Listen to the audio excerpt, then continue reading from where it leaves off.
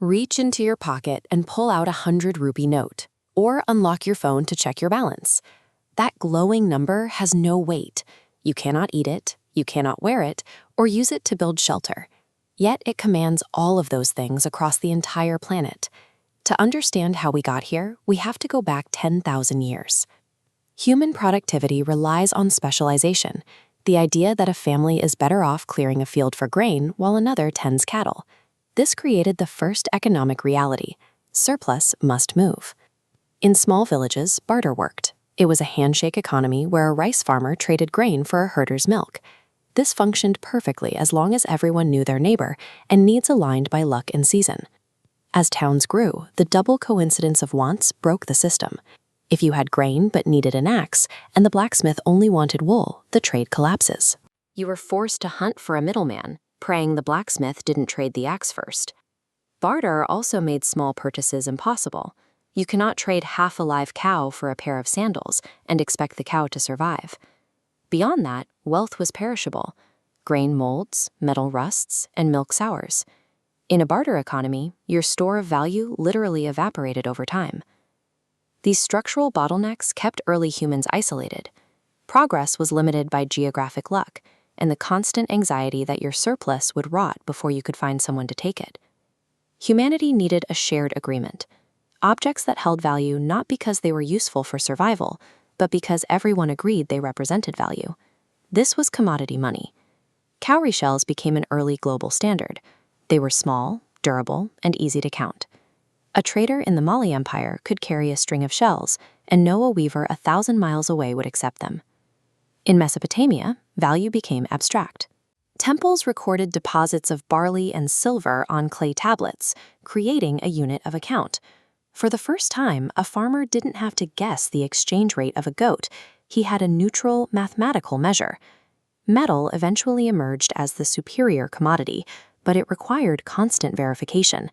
Every single transaction forced merchants to pull out scales and test the metal's purity, adding a layer of friction that slowed commerce. In the 7th century BCE, the Kingdom of Lydia solved this with the first true coins. The king's seal guaranteed the weight and the purity. A merchant no longer needed a scale. He only needed to recognize the state stamp. This shifted the burden of trust from the individual to the state. Trade moved as fast as coins could change hands, allowing commerce to expand across the entire ancient world. Coins were efficient, but they were heavy and dangerous to move.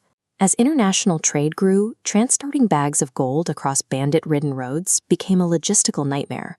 Wealth needed a safe house. Merchants began leaving their metal with goldsmiths, who issued paper receipts promising to return the gold on demand. Soon, it became easier to trade the paper receipts than to physically haul the metal from the vault. Then came the breakthrough of fractional reserve banking. Goldsmiths noticed that most people never asked for their gold at the same time. They began writing receipts for gold they didn't have, lending these promises to borrowers who needed capital. The gold stayed in the vault, but the promises multiplied.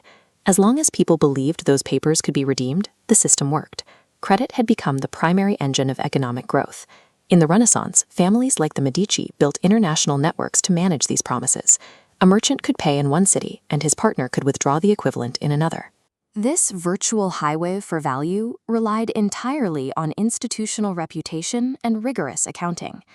Governments eventually moved towards fiat money, currency backed not by metal, but by the faith and credit of the state.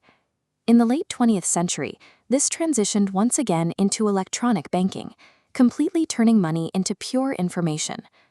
The history of banking is a trajectory of shedding physical weight.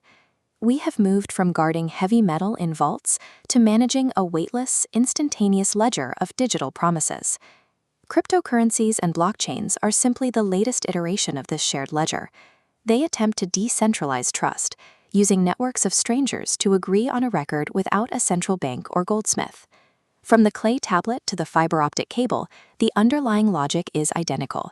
It is a shared agreement about value, recorded in a way that strangers can trust. We often talk about money as if it were cold or detached from the human experience. But money is a social tool. It exists because of our desire to cooperate and our genius for abstraction. It is the mechanism that allows us to trust people we have never met, across vast distances we cannot see. The digits in your banking app represent 10,000 years of solutions for human survival. They are the record of our collective effort to help one another in a world far too complex for simple barter.